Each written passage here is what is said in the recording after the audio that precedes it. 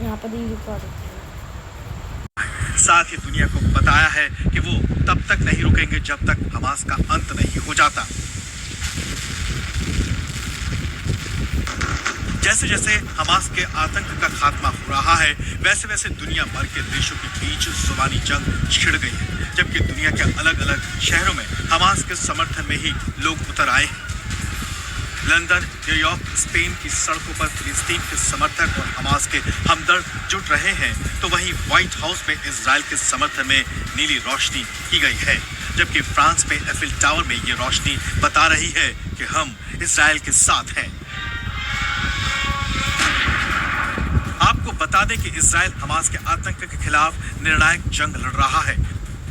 Britain के PM Rishi Sunak भी Israel के सपोर्ट में पूरी तरह आ गए हैं। और अब रुकते हैं एक छोटे से ब्रेक के लिए, लेकिन ब्रेक के उस पार बात होगी सरकारी स्कूलों की, और उस पर कि आपका जवाब भी ज्यादातर लोगों की तरह ना में होगा, लेकिन ऐसा क्यों? यही सवाल कर्नाटक हाईकोर्ट ने भी पूछा। देश के ज्यादातर सरकारी स्कूलों का हाल क्यों सवालों के घेरे में रहता है? कर्नाटक में तो कर्नाटक हाईकोर्ट ने डेटा के साथ कर्नाटक सरकार को लताड़ लगाई कि आपने मजबूरी की परिस्थिति पैदा कर दी है गरीब आदमी के लिए कि वो अपने बच्चों को सिर्फ प्राइवेट स्कूल में ही भेजे। ये फटकार क्यों लगानी पड़ी कर्नाटक हाईकोर्ट को? और कर्नाटक के साथ साथ देश में सरकारी स्कूलों की बदहाली की स्थिति क्यों बेहतर नहीं हो पा रही? थोड़ा परिवर्तन जरूर आए हैं, लेकिन पूरी तरह से परिवर्तन नहीं आया। इस पर विश्लेषण करें, लेकिन पहले जरा मामला समझिए ये पूरी इस रिपोर्ट के जरिए। आगे की रिपोर्ट के लिए हमारे चैनल को लाइक और सब्सक्राइब जरूर कीजिएगा। कर्नाटक में ज्यादातर सरकारी स्कूल बदहाल स्थिति में हैं। कुछ ही विद्यालय ऐसे हैं जहां जरूरी सुविधाएं हैं। दूसरी तरफ प्राइवेट स्कूलों का दबदबा बढ़ता जा रहा है।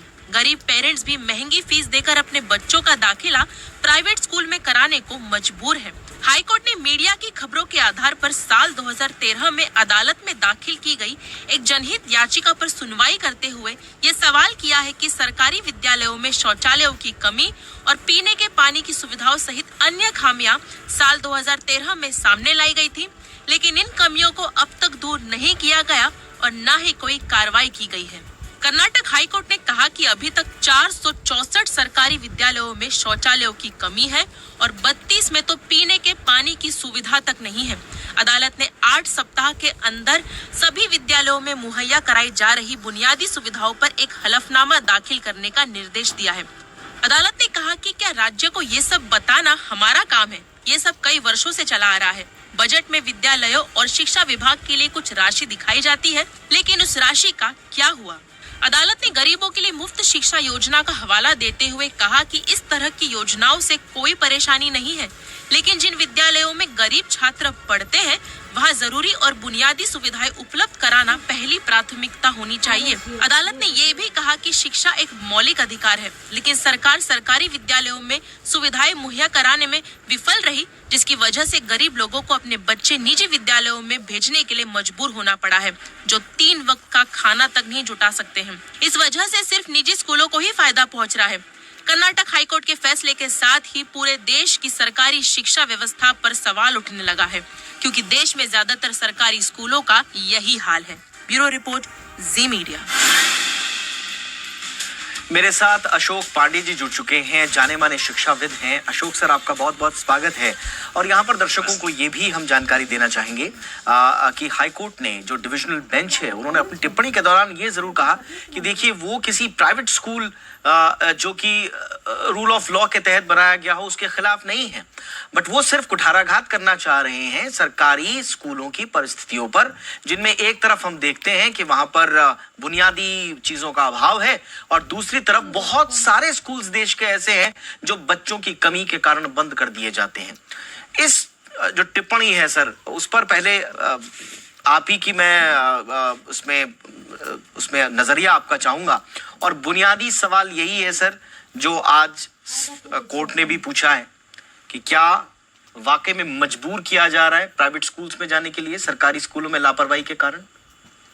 जी, तो सबसे पहले तो मैं ये बताना चाहूंगा कि जो हमारा ये विषय है जिस पे हम चर्चा कर रहे हैं, इसमें प्राइवेट स्कूल्स को बाद में ले आइए।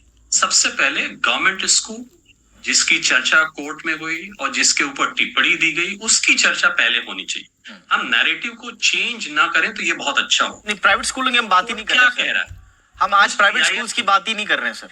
नहीं करिए, हमारा बिल्कुल, हाँ क्योंकि हमारा आपका इसीलिए मैंने पहला कहा सेंटेंस एब्सोल्युटली, इसीलिए हमने कहा कि कोर्ट पहला ने भी कहा। सेंटेंस आपका प्राइवेट स्कूल का था। नहीं, हमने इसलिए मैंने objection मैंने किया। क्लैरिटी दी थी सर कि हाई कोर्ट ने कहा कि वो प्राइवेट स्कूल्स के खिलाफ नहीं है। ठीक है, वो हाईकोर्ट ने और बहुत सारी बातें कही ना, उसको पहले हम कहते हैं let us not waste time, let us discuss the fact that the high court is discussing an issue जो कि 2013 से वहां पेंडिंग है। कर्नाटक के बहुत सारे स्कूलों में लगभग 500, जिसमें कि रेस्ट रूम्स नहीं है, क्लीन वाटर नहीं है, तो इसकी क्या वजह है? ये मुश्किल की बात है ना। अब जिन बच्चों को ये चीजें मुहैया नहीं है, वो कहाँ जा रहे हैं और कहाँ नहीं जा रहे हैं, ये बात की बात है। तो इससे ज्यादा हास्यास्पद और दुखद बात और क्या हो सकती है कि इस देश में एक विद्यालय में रेस्ट रूम और पानी की सुविधा ये हमारी प्रायोरिटी नहीं है। दिस इज समथिंग आई आगे की रिपोर्ट हम नेक्स्ट पार्ट में जानेंगे।